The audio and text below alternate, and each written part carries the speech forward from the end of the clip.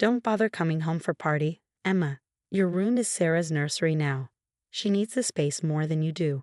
My mother's text glowed on my phone screen as I sat in my Tokyo apartment, still processing what I just read.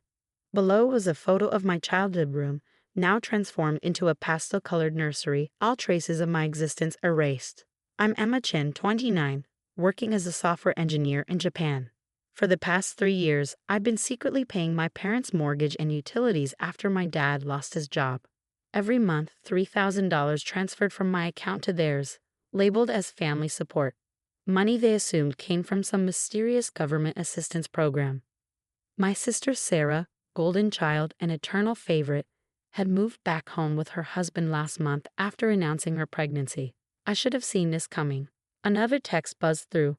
Sarah says the stress of having you visit might affect the baby. We think it's best if you stay in Japan for now. I stared at my banking app, at the recurring transfer set for tomorrow. 3 years of supporting them, of calling every weekend, of sending care packages from Japan.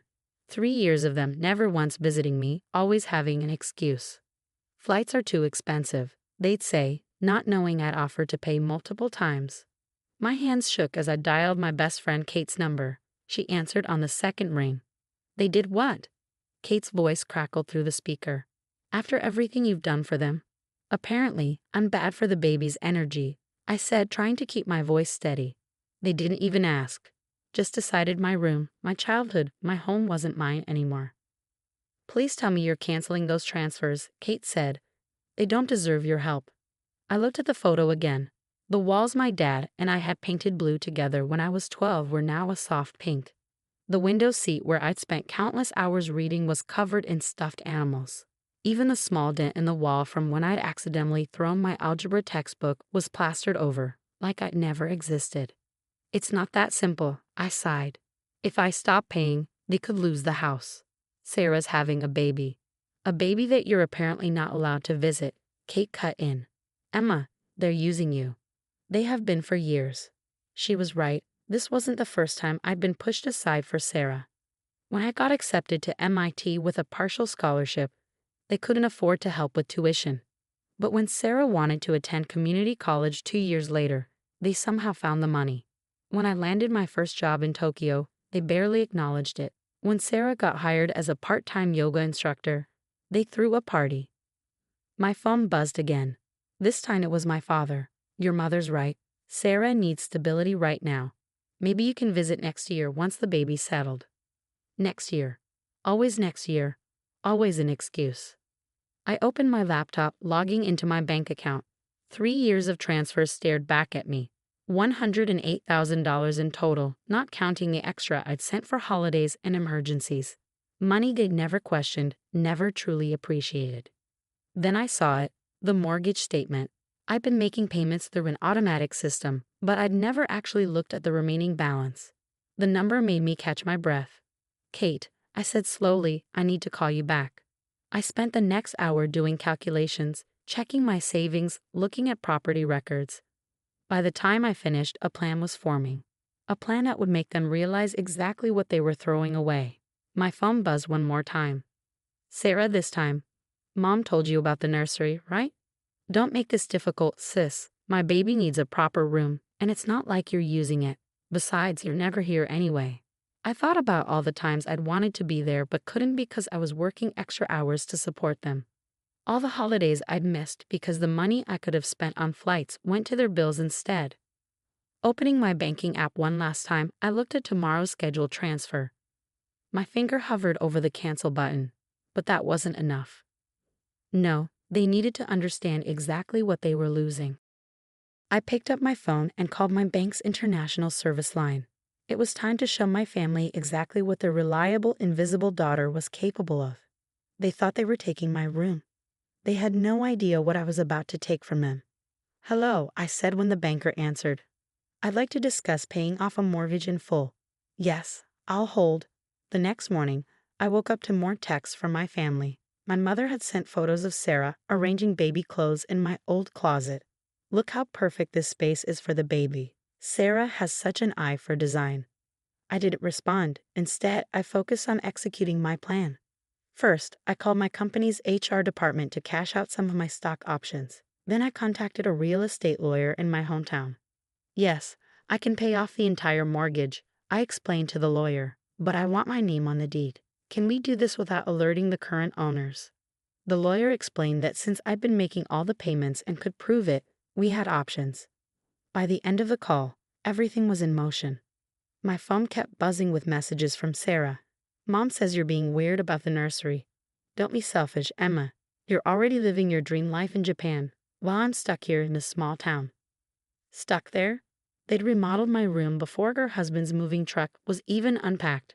This wasn't about being stuck. This was about taking what was mine, just like they always did. Kate called during my lunch break. Please tell me you're not still sending them money. Actually, I said, I'm doing something better. Remember how they never questioned where that monthly support came from? Yeah, that was weird. Your dad lost his job, suddenly money appears, and they just accepted it. They thought it was government assistance, never bothered to ask me about it, never even tried to look into it, just took the money and kept favoring Sarah. So what are you going to do? I smiled, looking at the email from my lawyer. I'm going to show them exactly who's been supporting them all this time. That evening, my father sent a message that made my blood boil. Emma, your mother tells me you're not responding to her texts. Don't be difficult. Sarah needs our support right now. You understand, don't you? You've always been the independent one. Independent. That's what they called it when they left me to figure things out on my own.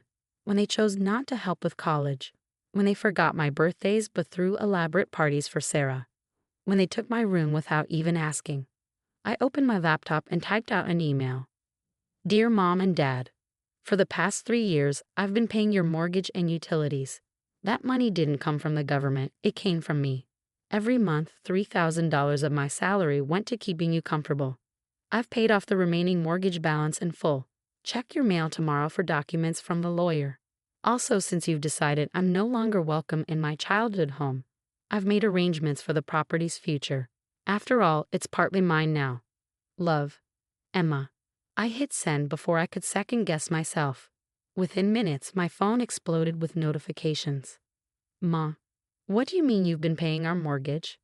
Dad, this isn't funny, Emma. Sarah, are you trying to make this about you? Typical. I silenced my phone and went to bed, knowing tomorrow would bring the storm. The next morning, my lawyer confirmed that everything was proceeding as planned. The mortgage had been paid off, and my name would be added to the property deed. I had effectively bought half of my childhood home. Around noon my time, I got the call I'd been expecting. Emma, my mother's voice was shrill. What is the meaning of this? These papers say you've paid off our mortgage. Yes, I replied calmly. I've been paying it for 3 years. Surprise. But why didn't you tell us? Would it have made a difference? Would you have treated me any differently? Or would Sarah still be more important? Silence on the other end. The lawyer will explain everything, I continued. But here's what you need to know. I own half of that house now. So the next time you decide to erase me from it, remember who kept you from losing it in the first place. You can't do this, my mother whispered. Actually, I can, and I did. Tell Sarah to enjoy the nursery. I'm sure it will look lovely in the photos of the house when I decide to sell my share. I hung up, hands shaking but head held high. For the first time in my life, I had real power in this relationship. They couldn't ignore me anymore. My phone started ringing again. Sarah this time. I let it go to voicemail. Whatever she had to say could wait. I had a meeting with a real estate agent to discuss my options for the property. Kate texted. How did it go? Phase 1 complete. I replied. Want to help me with Phase 2? There's a Phase 2. Oh yes. I typed, smiling. They're about to learn exactly what their independent daughter is capable of. 3 days after my revelation, the family dynamic shifted dramatically. My parents stopped texting about Sarah's nursery and started sending desperate messages about talking things through. Sarah's husband called twice, probably realizing their rent-free living arrangement was in jeopardy. I let them stew. Kate helped me initiate Phase 2. I hired a property assessor to evaluate the house's market value. When the report arrived, I forwarded it to my family with one line. Interesting how much half a house is worth these days. My mother called immediately. Emma, please, We need to discuss this like adults. Like adults? I laughed. You mean like how you adults discuss taking my room? Or how you adultly handled telling me not to come home? We were just trying to help your sister. No, I cut in. You were doing what you always do, putting Sarah first and expecting me to accept it. But this time, it's going to cost you. That evening, my father sent a lengthy email. He admitted they'd taken me for granted, explained how embarrassed they were about accepting money without questioning its source, and begged me to reconsider selling my share. I replied with 3 conditions. My room stays mine. Sarah can use the guest room for the nursery. A formal apology from everyone, acknowledging how they've treated me. Family counseling. All of us, including Sarah. And if we agree, my father wrote back, then I'll consider keeping my share of the house. But one more incident of choosing Sarah over me, and it goes on the market. Sarah called next morning, her voice unusually subdued. I didn't know you were the one supporting us, she said quietly. Why didn't you tell me? Would it have mattered? You've spent our entire lives taking things from me, Sarah. My room was just the latest example. She was quiet for a moment. I'm sorry, Emma. I really am. I never saw it from your side before. Well, now you have to, because your comfortable life in my old room. It depends on my goodwill now. The next week, my parents converted the guest room into a nursery. They sent photos of my room being restored, exactly as I'd left it. My mother even found my old blue paint to fix the walls. Family counseling started over video calls. It was awkward at first, but slowly, truths began emerging. Sarah admitted feeling pressured to live up to their favoritism. My parents confronted their bias. I shared years of hurt and resentment.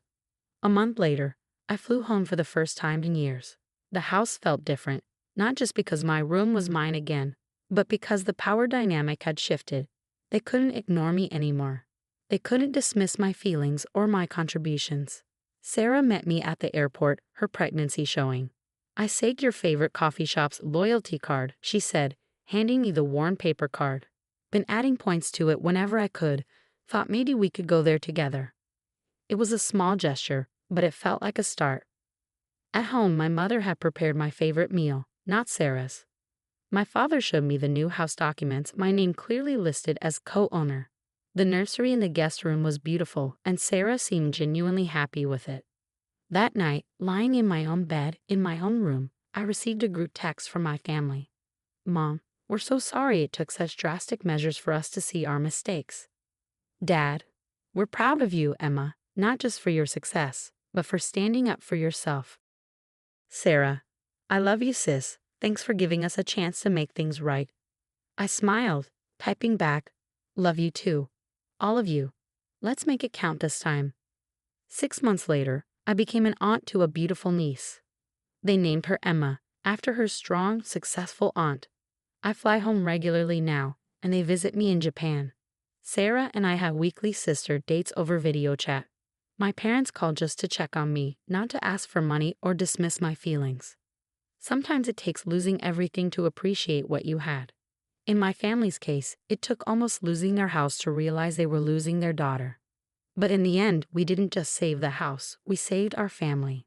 And my room, it's still blue, still mine, and now has a perfect view of my niece's nursery across the hall. Exactly how